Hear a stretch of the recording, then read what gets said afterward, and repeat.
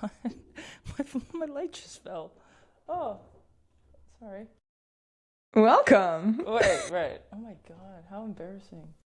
What the freak? Did it just Okay. not sticking anymore? Okay. It's moving? Okay. Hi! Hi, friends. Hello. Welcome back to another episode of Okay, but listen, I'm Christine. And I'm Casey. Thanks for joining us. Episode Yeah. 9. Episode 9. Almost at double digits. How are you, Case? I'm doing good. I had a good week. I just had my niece's first birthday party yesterday. So cute. So it was so cute and a lot of fun. But what about you? How was your week? My week has been good. It was a pretty busy work week, but pretty chill week otherwise. I'm in ground school for flight school, as you know. So I've been doing a lot of studying in the mornings and the evenings after work. So I've been doing a lot of that, and I threw my back out on Friday, as I do. So As one does at 30, and a former athlete. But I'm trying to recover and stretch and ice and keep moving so I can get better soon, because it's very inconvenient. I actually had so inconvenient. I had one of those I was walking with my dog to the dog park 2 days ago, and there was two ladies sitting on a bench, and I walk by and I say, the one lady I see all the time, and I was like, "Oh, hello, how are you doing?" And I was like, "Oh," and she's like, "Oh, good." And I kept walking, and the other lady goes, "You play basketball?" And I was like, Of course. "Yeah, I used to, whatever." And she goes, "Where'd you play?" And I was like, "Oh, I played in college, and like I played a little bit overseas, like whatever." And she looks at me and goes, "Are you that girl?" That's it. That's all she said. And I go, "Probably not. No." And then she looks at me like I'm lying, and she goes, "Okay." No. And then I just No. And then I just kept walking. It was You don't have the slightest what am I wonder supposed to of say? who she was talking about? Or you just knew she didn't even know. She didn't even probably know the name of the woman that she was thinking of. She had She's no like, idea "Oh, who yeah, the name girl." was. The possibilities were endless. I was like, "Oh, I can't do this right now." But yeah, it's just funny, and this happens to Sam too. Sometimes I'll be like, "Are you that girl, who's on TV or whatever?" Because that's how they know She about should be women's like, basketball. "Yeah." And we're Yeah. like, I don't even know who you could be talking about, but no.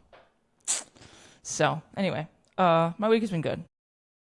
Good. Well, Excited to chat. today I want to chat to you about a little bit about similar topics that we were talking about last week. I'm not quite done with the popular culture topic yet, I don't think. I'm not sure I will ever be done. But I kind of want to zoom out a little bit. I actually, for the first time the other night, was watching Elvis with one of my friends. Never saw before. It came out in 2022. And I know I talked to you about this earlier, and you said you haven't seen it either. But I was watching it the other night for the first time, and my friend had already seen it, but she fell asleep in 2 seconds.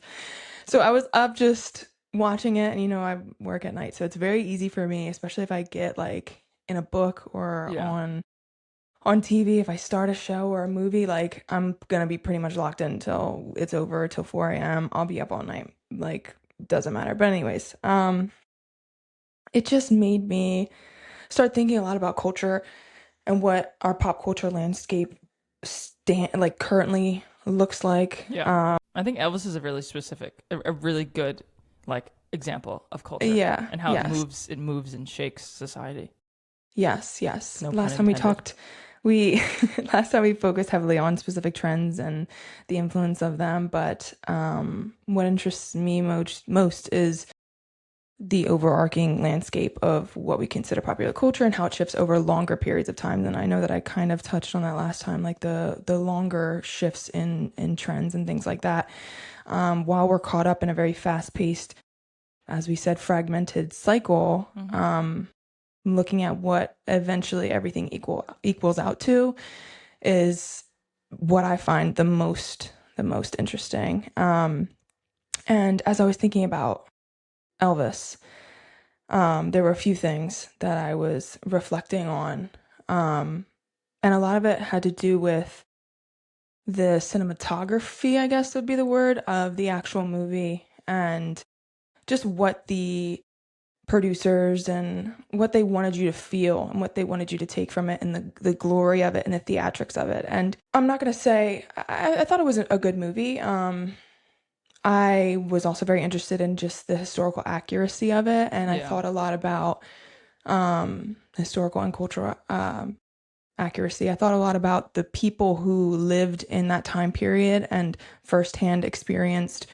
Elvis and what he stood for within the culture, within everyone's culture, within different racial different cultures. I don't know what I'm trying to say. The impact that he had on everyone, regardless of your race, your culture, your gender, whatever. I was thinking about that, and I was thinking about the people who lived at that time and are now watching this biopic and what they would be thinking of or what they thought of it. And I didn't really have, in the timing of watching this and now filming or recording, I didn't really have anyone to really reach out to and like see what their thoughts were. I do have my friend that I was watching it with, her grandmother was a big Elvis fan. And so I do eventually, I guess, want to follow up and see what she thought about it. But it also just made me think about us. And I don't know, you probably know that the Michael Jackson biopic is coming out soon with, Yes. I think his nephew is playing him, which is Oh, is that pretty his cool. nephew? Wow. Yeah.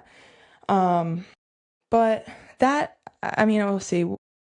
To be said, we'll see that. And, I think some of us in our generation will probably be able to feel like we were influenced and like have a And our conversation parents, for about sure. it. Yeah. But it just made me start thinking about like when we get older, well, I hope my one thing was I hope that we have the chance and we're lucky enough to grow old enough to like see the Beyonce biopic or the Drake, the Taylor Swift, Yeah. the Lady Gaga, Bruno Mars biopic, like what that would be like, and just sitting there and watching go through that. Like, I don't know, I just was putting it all into perspective and thinking how it all came back to like just how culturally and historically accurate can we make these movies within our media landscape of these polished movies or polished I don't know what the word I'm looking for. Hollywood. Caricatures. Yeah. Yeah. Hold on. I'm losing it. You got it. I have something. This is what I mean by jumping around. Wait, I have something. Go. So I think it's really interesting when you talk about how we are going to, when we see the biopics or the movies based off the people that we like Relate to. we love in pop culture right now, right? And I think that what happens a lot is, and I think this happened with Elvis as well, although I didn't see the movie, I know enough about it in general to kind of understand, because I think it follows a similar script. As other biopics is, when people are loved by culture and society, we inherently romanticize them over time. Romanticize. You know what I mean? Absolutely. So like when there is a biopic of Drake or Beyonce or anyone else that we love, Jay-Z, whatever we love in culture, I already know that. Your opinion on them? Like you already know what you... Yes, maybe I shouldn't use those people because I love them, but like my hope is that moving forward we can be honest about who people are, right? When it comes to Elvis, Yes. there are so many people who lauded after him so much and were obsessed, and like same thing with Michael Jackson, that we don't want to, people can't even bring themselves to think about the bad stuff or the people, the stuff that made them human, right? Their flaws. Right. And like I'm my mom, for example, loves Michael Jackson. Like she talks to this day about how she saw Michael Jackson in concert in New York when she was 24, and it was like the coolest thing ever, right? Like I remember when he died, and I have this picture of her sitting on the corner of her bed crying, like which I know I will be with my right. But I don't even think that my mom or people who I don't know, I've never asked my mom about this, but like people in that generation who love this man probably don't think about all of the things that could taint accusations them. and the bad things that can taint who they are, right? Because they Yeah. see them as like the king of pop, right? Mm-hmm. And the same thing with, I mean, granted, I think Beyonce is relatively flawless, but Yeah. in the future, like in the future Jay-Z biopic, or the future, let's say Drake, the future Drake biopic, I hope we talk about the fact that like he has one of the longest runs in music, of course, but also has, and I don't know what the future brings, but has rarely stood up for the social justice advocacy or societal issues or the plight of like black people, Mm-hmm. right? Or the fact that he has rarely stood up, or the fact that DJ Khaled has not said anything about Palestine. Like, I hope that moving forward, although we can romanticize these people and we can love them and we can appreciate their art, we can also be honest about who they are as people. Yeah. So I think that's what's controversial, about Elvis and his startings and his beginning and the culture that he gained from when he grew up in, I think he grew up in, or I don't know exactly the town he grew up in, but his influences through, on Beale Street in Memphis, the influence, they showed a lot of that, of him going back there and like, and this is what I mean by the cinematography of like the times that they showed you him going back to that place, and just like the feelings that the producers made you feel at that time of like the influence that he was gaining, that you could see him gaining, and the popularity.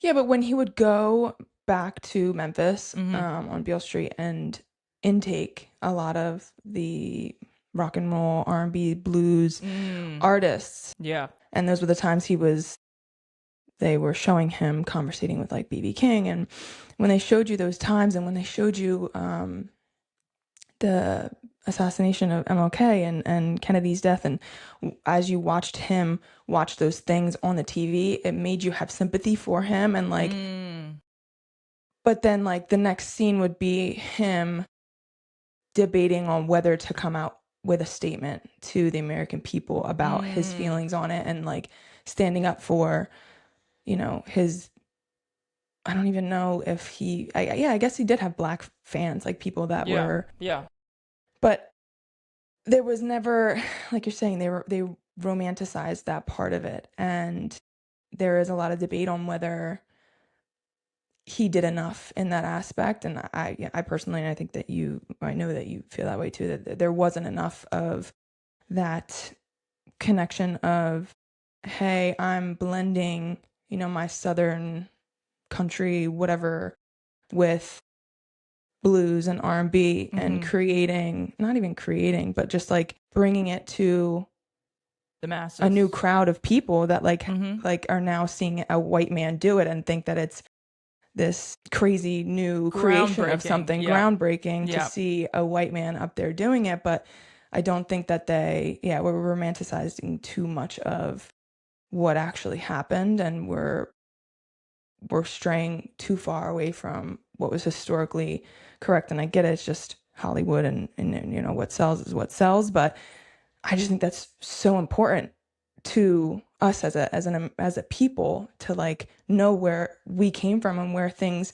started and how we got to where we are, and like and I pop think culture and everything is so intertwined with absolutely where we are today, and we can't just continue. And this is why I like history so much, and I'm into politics, is like we can't continue to just go moving forward and act like our whole history didn't happen, because then you get people that are confused and just are spreading propaganda and lies and things. People don't understand where we came from and where we started, and it's super, super important. And I guess that's why I take liking to pop culture and all of these things, because it really tells us who we are, and it really should point us in the direction of where we need to go and where we need to be to heal ourselves. For honestly. Sure, absolutely. And I think that what you say about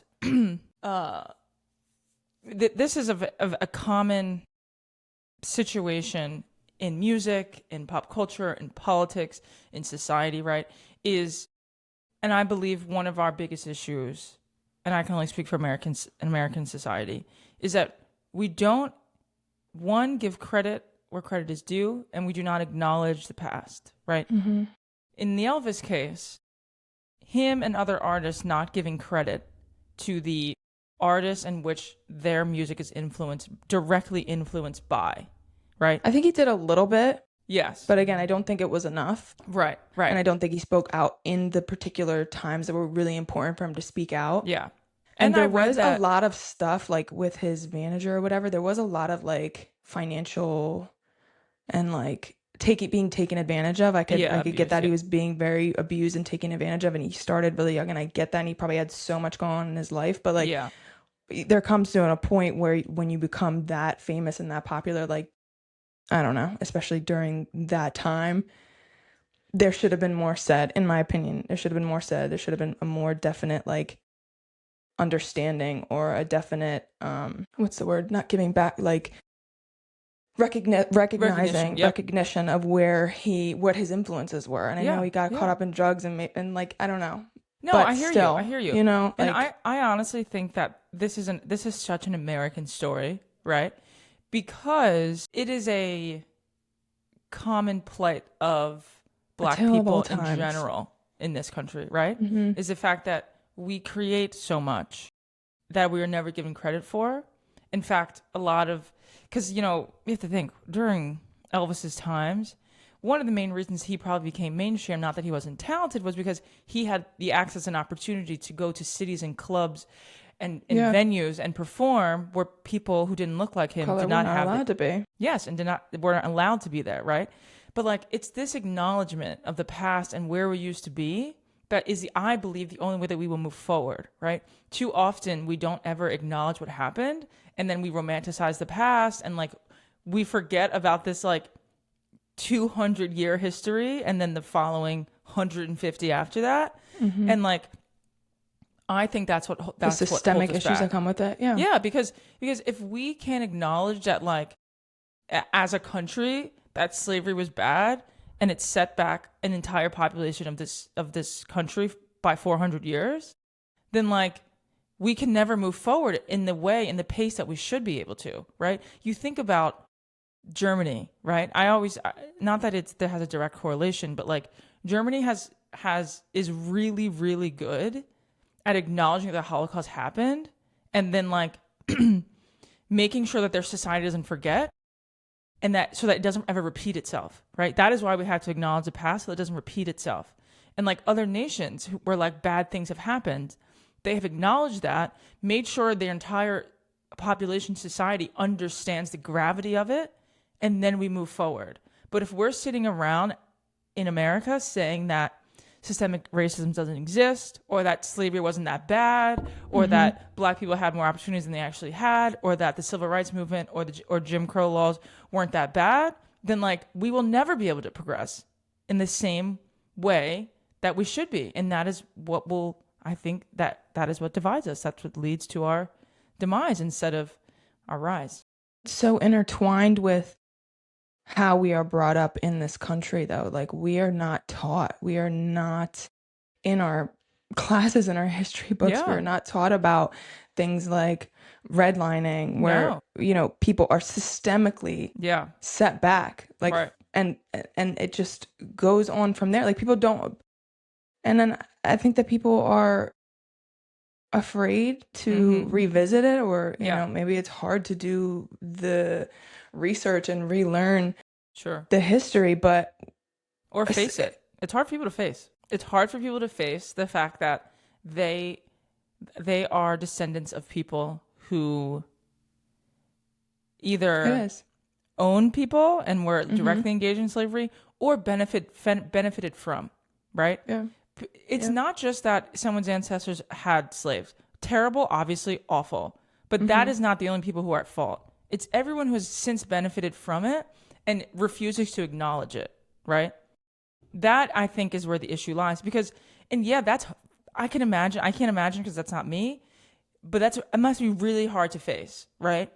But also what's really hard to face is knowing that you come from slaves, right? Those are two, like, really, like, earth-shattering, groundbreaking realizations to come to. But once we do it, then we can get on the same page and move forward. Right. But we cannot just ignore things that happen. Right. And I think we see, I mean, I know, and my how I feel is like we see some of the best of us when we are as one, when we Yeah. are blending. Yes. Like some of the best things come culturally out of our people when we blend, when we are blended together, and when we do Yeah. mix our cultures, and when we, Celebrate diversity. yes.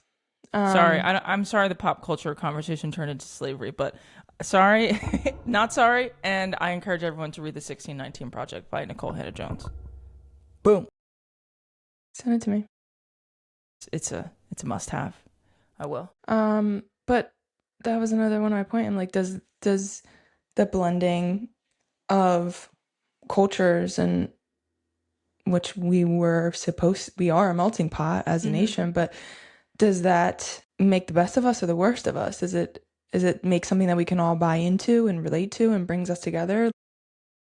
In the Elvis movie specifically had, and I don't want to keep bringing up the Elvis movie because it's really not that much I want to talk about, No, but it's yeah.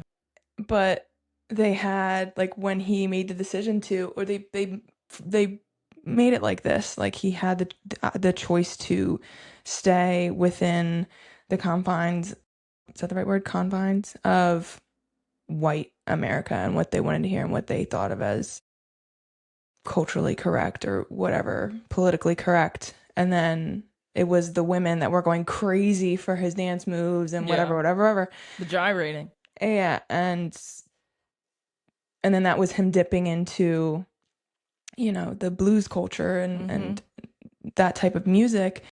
And then you see at one point he makes the decision, like, screw it, I'm going to do the music that I like to do, that I grew up from, that I like. And there was a moment where they had ropes, like, divided, like at a concert, like ropes dividing, and like this was the colored section and this was the Yeah. white section. And like in those moments, I'm like, okay, I can see where this is good, us coming together and appreciating different cultures and different viewpoints, and just the introduction, I guess, Yeah. of blending of thoughts and ideas and perspectives. And again, if it's just not done in the right way or addressed in the correct way, it quickly, like this balance of culturally appropriating something and Yeah. appreciating it. And Yeah. I don't think it was done correctly. And we still see it, history repeats itself, as we've been saying. Yeah. We still see it to this day. But another, what do you think about, in general, Hollywood selling us a life and a dream that we should be chasing? The love stories, the house, the traveling. Right. What do you think about the film industry, Hollywood, their influence on us, and the glorification of everyday life? Yeah. I think that now, in this year of our Lord 2025, people are starting to wake up and see Hollywood and movies just for what they are, which is fiction most of the time. And this idea of the American dream, of the white picket fence, buying a home, passing down wealth, whatever, is not only unattainable, it's clearly unattainable for a certain type of person, right?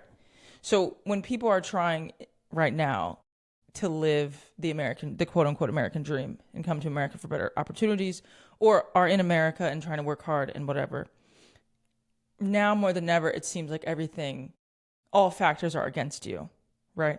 Whether that means that ICE is going to come up and rip you from your immigration appointments, or the fact that you can't afford a home, or the fact that work keeps getting harder and more demanding and and the cost of living keeps going up, but salaries are not. It is the fact that the social safety nets that were once built into this country are no longer given to people, i.e. SNAP Being taken benefits away, and medical care. Yeah, exactly. Like or we're this, never enough in the beginning to where. exactly. And like this idea of like what you can do in America feels only attainable to a very, very small percentage of the population. And I think people are waking up to that because it's really hard. It's really hard right now not to see it for what it is, which is really unfortunate. So I think that Hollywood, and I think you bring up a really good point with Hollywood specifically, because where I think we see that is in filmmaking and how a lot of films that we're seeing are remakes or sequels or you know, remakes or sequels of Safer options. yeah, remakes and sequels of something of a time, A life we yes, lived a life and a prior. time that people really believed in, right? And that people feel nostalgic of, right? Yeah. Right now, when things are so chaotic and so crazy, I think as humans sometimes we crave nostalgia. We crave what it used to be. Absolutely. Because when you're in the reality now and it feels bad, the past seems like it was better The back good then. years. The good years, right? So that's why I Yeah. think we're seeing so many remakes, which is I think whack. I think that we should be a little bit more original, a lot more original. Yeah, And this not do the summer we same. saw Superman, Fantastic Four, Jurassic Yeah. Park, Lilo and Stitch. Yep. All of these movies that were just remakes. Yeah, Yeah, I and agree 100% with you. there's so much that there's so many tropes that happen in movies that are, done over Just and remakes over and and remakes, over yeah. and over again. Like there's like so many types of movies that I just don't even engage in anymore because I know the trope, I know the like I'm like Yeah. yeah, I'm not doing it. I'm not doing the I can name several So movies many. that are just like So do you think, or at what point, or do you think people are looking, or do you think we're always looking for fresh ideas? And like this, I also was thinking on my ride home the other day was like, do the kids have culture? Do the kids even yeah. have culture anymore? And I'm like, will what will and this goes into when I was thinking about, who our biopics would be. Who would we be watching? I feel like we're the first generation to still remain having access to this social experiment that we call the internet. Like, and previous generations, even though we are influenced by everything that they were, and like you said, repeating storylines and all that stuff, a lot of their popular culture, a lot of their idols came and went and are no longer relevant. But I feel like as generations of, I feel like we look at it in like 10-year chunks. And I feel like we are in this kind of shift as far as time is concerned. Like our idols and our celebrities and our who we look up to as famous are aging. And Yep. are they still able to speak, or will they still be able to speak to this new generation coming up? I see, like, when I was driving home, I was listening to New Music Friday, which is interesting because it's like all of those spots are definitely paid for, and like, so that's a whole nother thing. But I don't know. I was just thinking about what do what do the current what does the current landscape have as far as their culture and their popular culture, and what will they become? You know what I think is different when you ask about this idea of are people really looking for fresh ideas? I think that the answer is no, because I think that there's two things at play. The media companies, music labels, whatever you want to call it, the powers that be, they only care about generating revenue. One. Right. Not that they always have it, but right now the way to generate revenue is to do something that's for the masses, right? So they are creating songs that are specifically for TikTok. They're creating songs and then enlisting these TikTok people influencers or whoever to make a dance to it, to make it hot, right? They're looking for they're creating things like the K-pop Demon Hunters, pushing it at little kids because they want streams and they want plays and they want things that generate revenue. So where I think before there were like pockets of culture and music and artistry and fashion and whatever that were niche, right? For different pockets of people. And that was hot, and people were making money, and there was so much diversity in creativity. And now I think that our creativity as a society has become stifled, and what's more important is doing something that everyone will like and everyone will see, right? Why, like, my mom was just here the other day, and she was like, "Hey, Chris, what's up with this 6'7" thing?" And the fact that 6'7" has gotten to Sherry is wild. I know she works in a high school, but I'm still like, what? No, like, and then I have to be like, yes, like, and then I have to be like, Mom, I don't know. No one really knows, right? But like that in itself is like hard to explain. But like, there are things that like, my mom had something the other day. Oh, she was like, "Oh, my new rug just came in," and I go, "Where'd you get it?" And she goes, "TikTok shop," and I was like, "Oh my God, what is happening?" Like, but because people have realized that to make a lot of money, just do something that everyone can ingest and everyone can see. And when you do that, you lose the creative element, individuality, and absolutely. I think that also capitalism feeds on us being less individuals, and just the system capitalizes on us not being, I guess, community based, and us not. I don't know what I'm trying to get at. Speaking of capitalism, this is a total turn, and then a side note, and we can get back to it. Have you seen the new AI home robots? Yes. Oh my God, that's so crazy. Are you gonna get one? What do you think? No, I wanted to ask you. What do you think? I'm scared. I'm scared. You would get one? I'm scared by it. First of all, why can't they move more fluidly?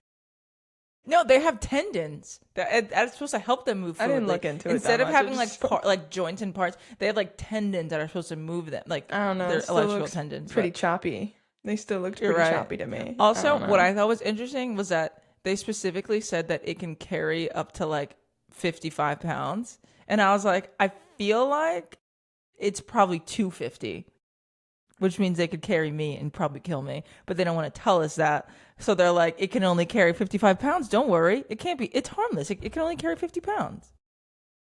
I don't know. You don't like it. You're not going to order. I don't know if my brain can comprehend it. What? That a robot can do your laundry? Clean up your house? Yeah, like I don't know. Yeah. I can't comprehend it. It's not your vibe. It feels very foreign, and like I don't know. I know. I saw a video on Instagram. The first comment was, "Let me go back and watch iRobot." Because seriously. Yeah. But anyway, seriously. Sorry. I think that although that was a sidebar, it does speak to where we are in society and what things we value, right? I think that it's really interesting the tech boom that is existing in America right now, and the fact that like tech startups and tech companies like run the world, i.e. Elon Musk about to become the world's first trillionaire. But it's interesting that that is what we value and what we put money behind, instead of like, I don't know, infrastructure or like social safety nets, or like actually helping people and helping society physically move and flow better. Instead, we are deciding to spend all of our money on tech, which I think we are very behind in, right? Other countries, China, lots of Asian countries, lots of other European countries, when we were spending money on war and defense and military, they were investing in their technology, which is why we are behind a lot when it comes to the world's overall technology. And now it seems like we're trying to play catch up. But the ways that we're trying to play catch up seem ass backwards. Yeah, you said it, not me. But yes, yeah. No, Yeah. 100% agree. And I wanted to talk about like when we were discussing today's generation of what's popular, and a lot of that comes from TikTok, and a lot of that comes from like what platform one is consuming or what these kids or next generation is consuming. I thought about last time when you said everyone's life could change in they just need what 5 years 3 conversations, or 3 years 5 years 3 conversations. And I actually was like I guess I zoned out when you said that, and I thought you were saying how it just takes like one bad month, like we all it takes one bad month, or very everyone's different, but like we all are way closer to being needing government help than being the next trillionaire. Yeah. And Yes. I We just are all thought closer to being about, homeless and being Elon Musk. yes. And I thought about this celebrity, or this influencer to celebrity pipeline that I've been talking about, Yeah. and the Addison Rays. And did you No back. say that before? Was it not in were we was it before we started recording when you said that? Yes. In a world where anyone and everyone can be famous for anything, Yep. it really does strip away all of our individuality and all of our ways to be different and unique. And when our media and everything that we're seeing is so overly saturated, there's nothing really standing out, or things that do blow up. And this is what I meant about who are going to be the next stars, or are the people who are now influencing, just kind of keep reinventing themselves, and what are they going to do and to reinvent themselves to stay relevant in a culture where things are moving just so quickly, and we're on to the next thing. It feels so random, doesn't it? Like who gets popular and who doesn't. It feels so But random. so much of our culture is lost when everything and everyone can be so culturally relevant, and like at any point, and blow up at any point so randomly. It's like, where is the actual talent?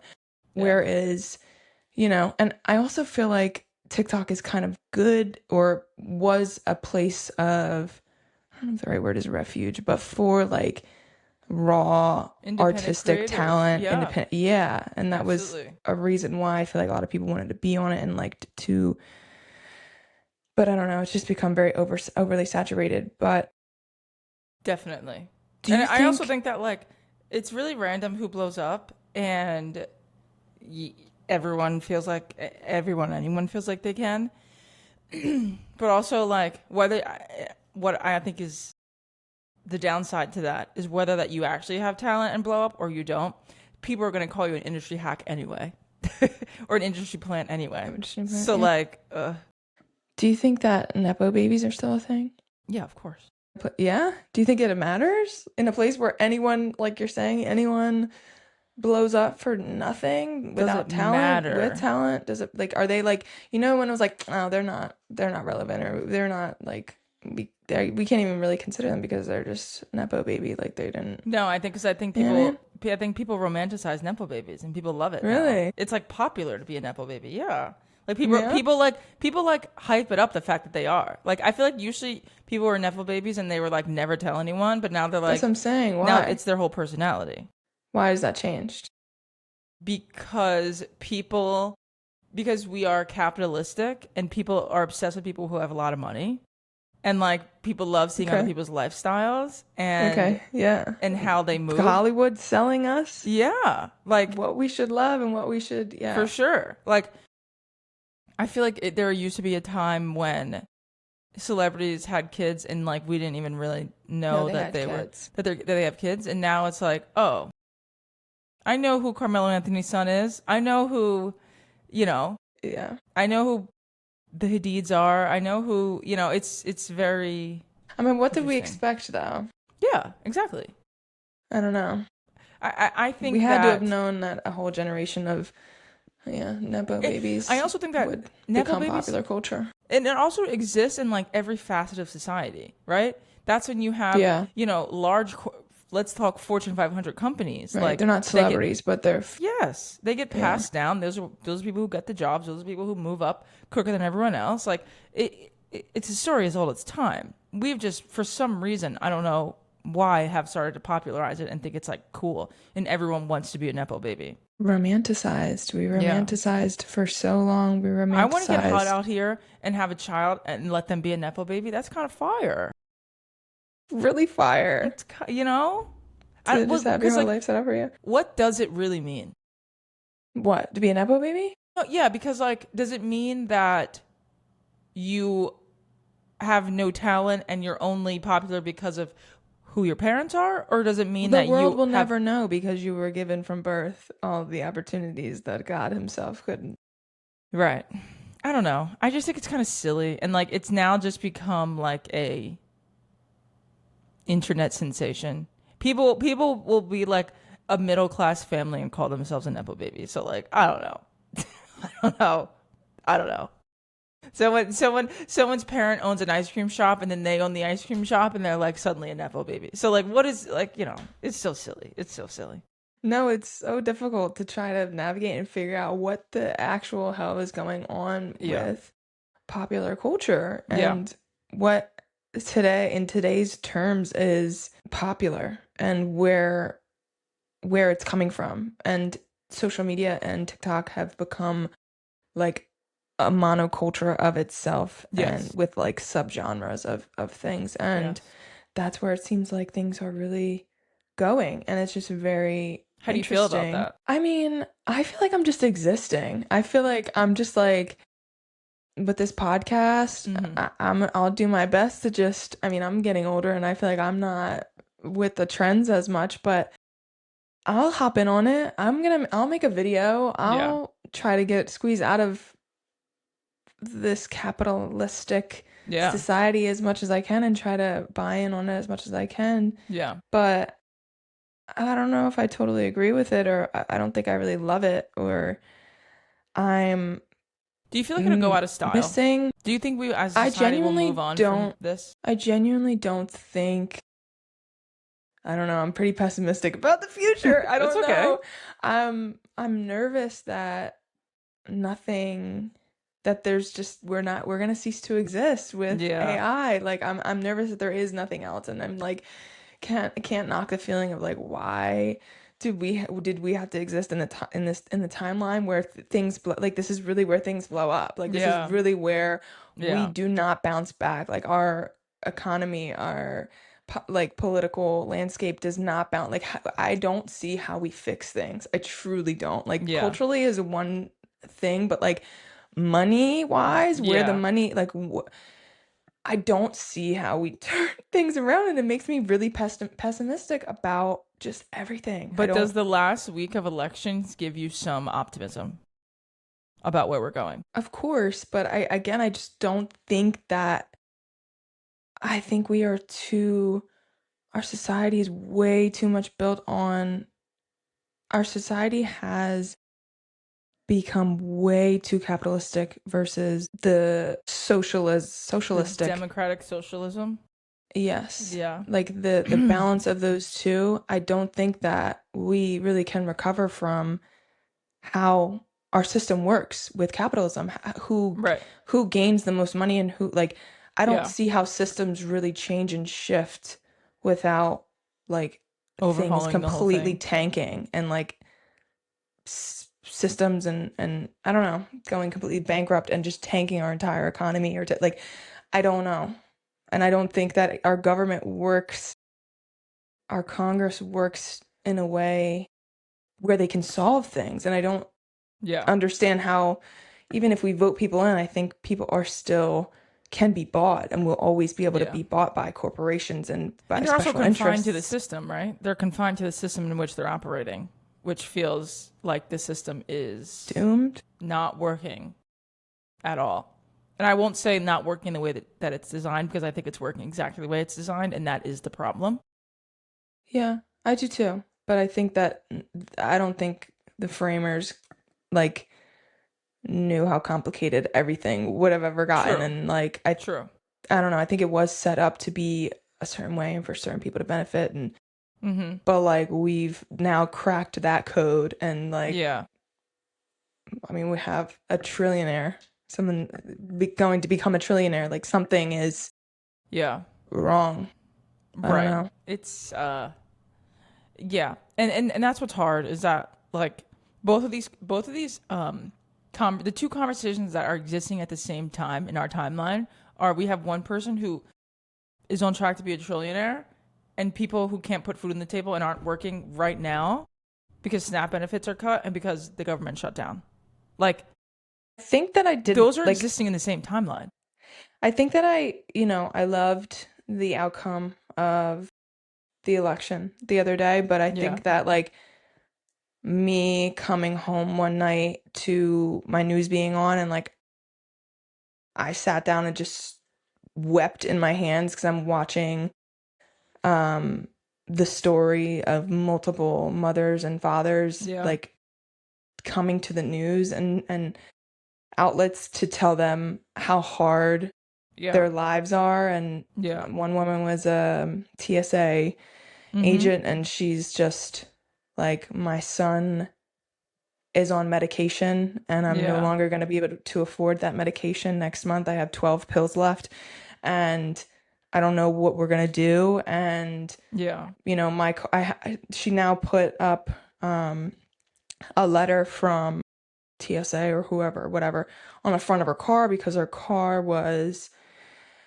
her registration had expired, and she's just like, I don't have the money to go do Renew it. that right Yeah. now, so I'm gonna leave this up on the thing. She's like, I was already pulled over by, she was in Philly. She's like, I already was pulled over by, was it PPA, whatever, whatever. And they're like, next time we're like ticketing you or telling you, and she's just like, I don't have any way Yeah. to exist. Yeah. Like I'm not being paid by our government, Yeah. and Yeah. I don't know. I lose hope. Like even though that's great, I still, in the grand scheme of things, lose hope when I have those moments of Yeah. just sitting on my couch crying for people that I don't even know. Yeah. Especially like elections are great and people get coming into the office and great, but people can't eat right now, today, right? Change takes time, but like what could be happening and the changes that could be happening, aka the government does not have to be shut down right now, that could affect people right now, right? That could get people paid and get food on the table and stop people from becoming homeless today. And like that's And like, what's why really is our difficult. government blocking? SNAP benefits. They're starving people. Why are we doing that? Right. Why are Right. we literally For political going gain. to? For political gain and power. Because politicians don't really care about the people who are collateral damage in the big scheme of things. I wish we'd wake up. Yeah, me too. We will. But we can't give up. We have to keep No, fighting the I'm good not fight. giving up. I know. I'm just saddened. Me too. And we have to keep fighting the good fight. And like what these people want us to feel disenfranchised. Exhausted They want us to and- feel exhausted. They want us to feel hopeless. And that is why we have to constantly fight it and feel the opposite and let them know that people still have a voice and that we Always are the have. ones that enact change. Absolutely. All right. Tell me what's giving you joy. You go first. On. All right. What's giving me joy is. Oh man. Hold on. Exactly. let me We think, gotta let me pause. think, let me We think. gotta cut all this out. Pause. All right. for a Yeah. second. Hold on. Let me think. I really had to think for a second. I don't know. What am I doing coming up? Am I doing anything? So I'm trying to think. Schedule. Work. This is mad sad. I know.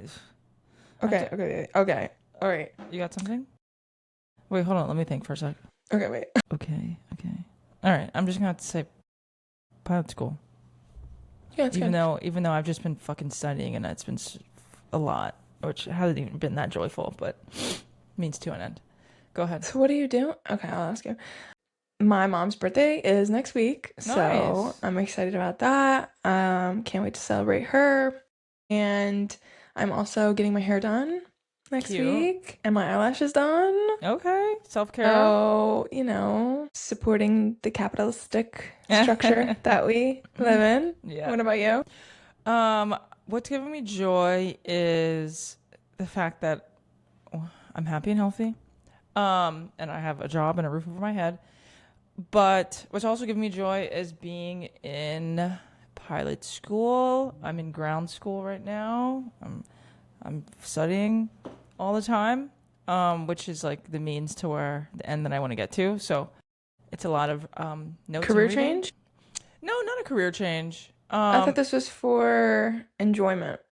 It is. It is. Okay. Okay. But like, in order to, I have to pass the test to like become a private pilot. So, I'm just studying for my written exam, and trying to intake Is all the it hard? information.